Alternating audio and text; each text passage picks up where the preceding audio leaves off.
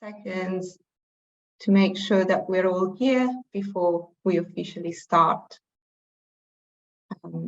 It's still going up, brilliant numbers.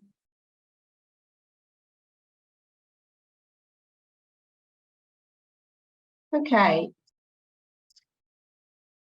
There's still a few joining, and I'm sure people will continue to arrive. But we're going to make a start. I'm conscious of time, so we'll make a start. So again, good afternoon and welcome everyone. My name is Letizia Gramaglia and I'm the director of the Warwick International Higher Education Academy.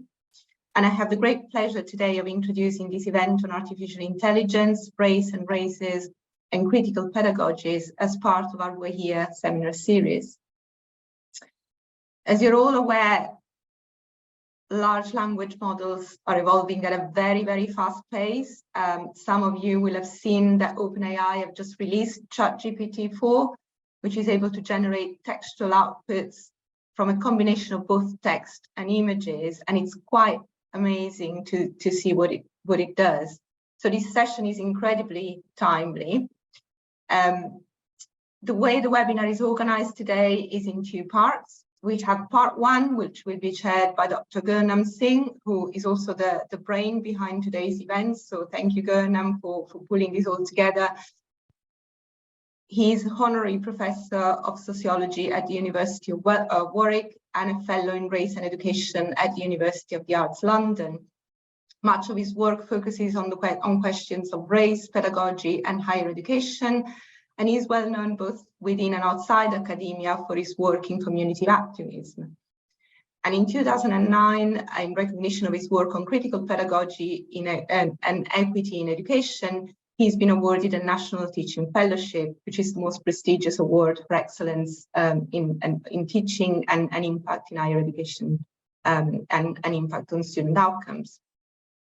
And the second part of today's session is going to be chaired by Professor Landre Sorinola, who I understand will join us briefly because he had other commitments as well. He is from Warwick Medical School and a member of the We're Here alumni community, and he's also on the We're Here advisory group. He has led the We're Here Learning Circle on anti-racist pedagogy and process in higher education, and is the co-founder of the Midlands Racial Equality in Medicine Network. He has championed the inclusive agenda at both local and national level, and he has led significant advancements in anti-racist practices. So each part of today's event will have contributions from a panel of distinguished colleagues who are presenting on different aspects of AI, and I will leave it to Gurnam and Landre to do a proper introduction to our guests today. Just to say that we have close to 500 registrations for today's event. So just a few points of housekeeping before we go into the panels. We're going to use the Q&A function that is at the bottom of your screen to get questions. You will also be able to raise your hand during the plenary parts of the session to ask questions. But we're also aware that given the numbers, we might not be able to get to everyone's question. Just wanted to mention that we are going to then capture all those questions and make sure there is going to be some follow-up. Also, we have decided not to disable any of the functionality on Zoom today, so everyone will be able to ask questions. We've also allowed for anonymous questions to enable a truly democratic space, but obviously we are relying on colleagues' professionalism to be responsible for the way they interact with each other and with the speakers. And also just to say that some of us are new to Zoom. Most of us use Teams or other functionalities. So bear with us if there are any hesitancies with the technology. And to remind everyone that the session is being recorded. So if you don't wish for your name to appear, you've got the opportunity to change your name or on your identification or on your Zoom ID, or also just to keep your cameras off and maintain your anonymity. Also, for the panelists, just to remind you that whilst you're not presenting, if you could keep your camera and your microphone off, that will allow us to spotlight the speaker. So welcome everyone again, and now finally over to Gurnam to the start of the actual session and conversations. Okay, Letty, thank you very much for that introduction, and I'm delighted that we are having this seminar, and I'm looking forward to listening to other people. So I'm going to give a slightly historical and philosophical context to the discussion, and it's only a brief talk, so there's lots of issues that we won't be able to get in. And so the title of my talk is slightly changed to the advertised version. It's The Age of Artificial Intelligence, Lessons from the History of Western Imperialism. And so the Phaedrus is a book that was written by Plato around 370 BC on the topic of love, but it also includes a very insightful section about the vices and virtues of the then relatively new information technology of writing. The arguments are captured in a dialogue between the protagonist, who is Phaedrus, who makes a case for writing, and Socrates, who never wrote a word in his life, who offers a defense of the oral tradition. Now, Phaedrus begins by sharing a speech he heard from a renowned orator named Lysias, who argues against the merits of love and relationships. The speech is a written composition, and Phaedrus praises it as an excellent piece of writing. Now, in the dialogue, Socrates acknowledges that writing has its uses, particularly as a means of preserving knowledge and enabling communication across time and distance. However, he urges caution and emphasizes the importance of oral discourse and personal interaction as superior methods of acquiring knowledge and engaging in philosophical inquiry. And Socrates asserts that the living dialogue, with its back and forth exchange of ideas, is a superior form of communication than writing, highlighting its static nature and potential for misinterpretation. And due to incompetence or malice, the written record may distort historical truths. And so the debate continues, and the general conclusion one can draw from this dialogue is that new technologies such as writing then and today the internet and arguably AI have their advantages and disadvantages. And occasionally technology can be disruptive to such an extent that we almost see a paradigm shift taking place. And the advent of the nuclear bomb is one such example of a technology that shifted the paradigm.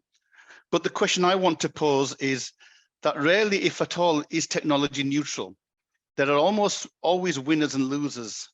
And if we look at the kind of imperial period, the colonial period, the period from the late 18th to the early 20th century, some 125 years represents a moment in history, in human history, where through the Industrial Revolution, we see a dramatic transformation of almost every aspect of life on a global scale. Not only has this period of industrialization changed human lives for better or worse, it has had devastating impacts on the natural world and non-human life. Indeed, it is generally accepted that there is a correlation between climate change and the use of non-renewable fossil fuel-based energy sources, which are the main drivers of the Industrial Revolution. Now, many observers suggest today that we are going through another revolution of arguably more epic proportions and transformative effects, and that is the digital revolution. The scale of this transformation is difficult to fathom, though, with the recent developments with artificial intelligence, AI, and machine learning systems, the boundary between science fact and science fiction appears to be rapidly diminishing. So in this brief introductory presentation, I want to reflect on the history of technological development and Western imperialism, and I want to highlight some of the possibilities and real dangers posed by technologies such as AI to the question of human exploitation. So what can history tell us? Whilst the future is notoriously difficult to predict, some pointers can be gleaned from looking in the past. As the historian David McCulloch once said, history is a guide to navigation in perilous times. And one of the most dramatic effects of the Industrial Revolution was to transfer work from people's homes and small workshops to large-scale mechanization and automation of work done in factories. Amongst other things, this pattern resulted in huge gains in productivity and profits for the factory owners and a general improvement in living standards for all. However, there were many losers as well. The advent of modern industrialized production methods led to a decline in the autonomy and creativity of trades, with many traditional crafts, skills, and trades disappearing altogether. For the workers in the factories, whilst new job opportunities did emerge, the price to pay was often a loss of autonomy, a lack of intellectual stimulation. And this effect is famously depicted in Charlie Chaplin's movie, silent movie, which is Modern Times. And in the movie, Chaplin provides a devastating critique of industrialized capitalism, which he felt resulted in depriving workers of agency by reducing them to mechanical objects, leading to misery and alienation. Now, if we look at imperialism and technology itself, in his book, Economics and Empire, David Fieldhouse suggests that the land area of the world controlled by Europeans increased from 35% in 1800 to 85% in 1914. And in seeking to explain this phenomenal expansion, historians have focused on the motives of the colonizers. And these range from romantic notions associated with adventure, discovery and exploration, through to racist ideas linked with the notion of the white man's burden to civilize the world. And of course, commercial and military expansionist policies. However, the historian David Hedrick, in his work on imperialism and the role of technology, argues that such motives would have been impossible without the means. And here, technological developments of the period were critical to successful conquest. Here, one isn't simply talking about information technologies, but all means in which humans use the materials and energy in the environment for their own ends. Beyond that, what they can do with their bodies. And it is through the development of such technologies that humans have and can gain power over nature. And one of the myths of Western imperialism is that white Europeans came to dominate the world because of greater intelligence, which enabled them to develop technological superiority. Now, whether it was related to weaponry, transportation, governmentality, communication, and education, technological superiority enabled them to establish a more permanent control over colonized territories and eventually global dominance. And one can and should challenge the claim of racial superiority, not least given that over the course of human history, the technological advantage of the West over other cultures is actually quite a recent phenomena. However, there is an argument which suggests that given the unique nature of Western capitalist expansionism, colonialism, and imperialism, it was inevitable that products that drive this expansionism would be developed. And Western technological development is not a consequence of greater moral or intellectual authority, as we are told, but an insatiable demand for raw materials and exotic stimulants on the one hand, and the need to expand spheres of influence and impose will on non-Western peoples on the other.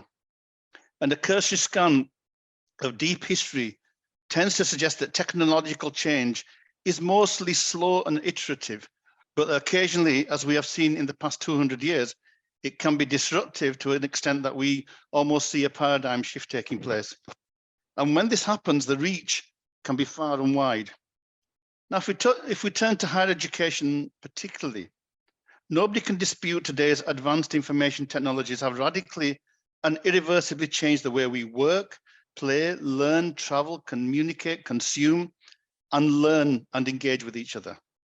The speed of technological development is breathtaking, and only the brave would venture to predict where it might end, especially now as we enter the new phase of artificial intelligence. Indeed, some of the current developments in chatbots can simulate naturalistic dialogue with humans and computers is leading to talk about the emergence of a post-human, where increasingly the dividing line between human and computers becomes blurred. Though universities tend to pride themselves on upholding long-established academic conventions and traditions that can be traced back to Plato's Academy, in ancient Greece, for example, in 387 BC, even the dustiest institutions have been thrown into panic following the relatively recent appearance of the chatbot, ChatGPT.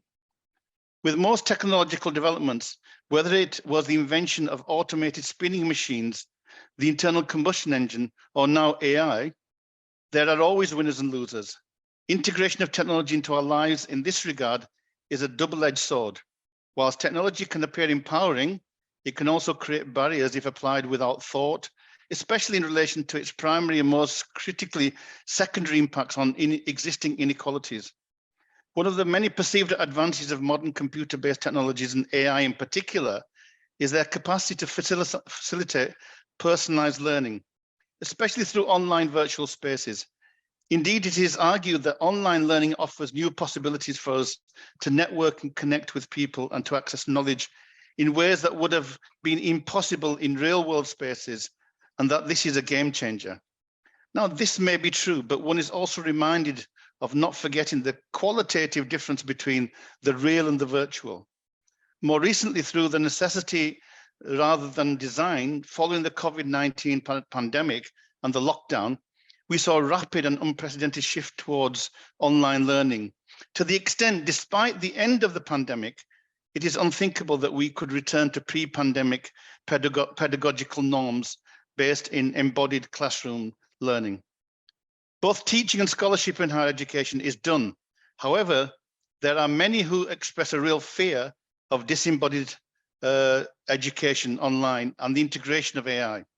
In the recent piece entitled Disembodied AI and the Limits to Machine Understanding of Students, Mitchell Nathan argues that, and I quote, autonomous disembodied AI systems are fundamentally incapable of understanding embodied interactions, the ways that humans understand embodied interactions due to their disconnect from sensory motor and socio-cultural interactions with their environments, and therefore should not be directing consequential educational decisions, end of quote. However, given the double-edged history of technological innovation discussed earlier, especially in the current period, where within a matter of months we have moved discontinuously from classroom-based pedagogy as the norm to online digital pedagogies, we must pause and reflect on the potential hazards and dehumanizing effects. As Zygmunt Bauman states, and I quote, unlike real relationships, virtual relationships are easy to enter and to exit. They look smart and clean, feel easy to use when compared with the heavy, slow-moving, messy real stuff. So in terms of race equality itself, whilst it must be hard to argue against the benefits of a whole raft of new information technologies for all students, it is also true that technological change has tended to historically benefit the most advantaged and increasingly benefit the most advantaged.